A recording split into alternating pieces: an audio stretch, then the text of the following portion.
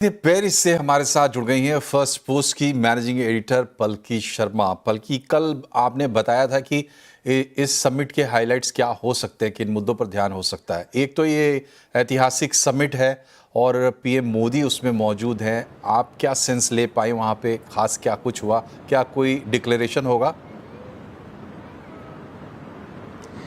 जी, एक joint statement की बात हो रही है, पर जितना यहाँ पे फोकस टेक्नोलॉजी पे है उतना ही पॉलिटिक्स पे भी है। ऐसा कहा जा रहा है कि कुछ नेता, कुछ देश इस जॉइंट स्टेटमेंट पे साइन नहीं करेंगे। 100 से ज़्यादा देशों के प्रतिनिधि, राजनीतिक प्रतिनिधि भी और टेक्नोलॉजी जगत के जो लीडर्स हैं वो सब मौजूद हैं, और इतने सारे लोगों के साथ कंसेंसस बनाना मुश्किल है। जैसा कि आप जानते हैं कि यूएस और यूके के टॉप लीडरशिप यहाँ पे नहीं है, और ऐसा माना जा रहा है कि वो इस जॉइंट स्टेटमेंट पे नहीं साइन करेंगे। जब पहली समिट हुई थी ब्रिटेन में, तो थोड़ा एक मूड अलग था। उस समय ये बात की जा रही थी कि कैसे रेगुलेशन ज्यादा हो।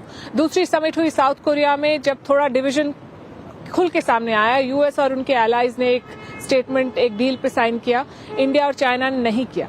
ये जो तीसरी समिट है, इसमें ये जो पॉलिटिकल डिवीजन है वो और ज्यादा बाहर दिखाई देगा, क्योंकि जैसा कि आपने सुना, प्रधानमंत्री मोदी ने कहा, प्रेसिडेंट मैक्रोन ने भी बहुत जोर दिया है कि सस्टेनेबल डेवलपमेंट होना चाहिए, ग्रीन एआई पे फोकस होना चाहिए। पर 33 से ज्यादा प्रतिशत डेटा सेंटर्स जो इस वक्त हैं दुनिया में, वो यूएस में हैं, और डोनाल्ड ट्रंप जो है वो क्लाइमेट चेंज को नहीं मानते हैं।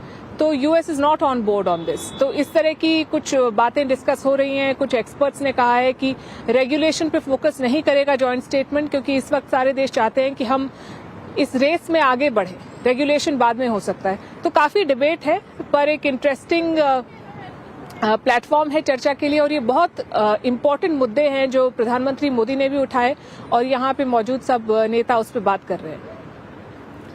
बहुत बहुत शुक्रिया आपका हमसे जुड़ने के लिए। बढ़ते हैं आगे। जरा सोचिए, अगर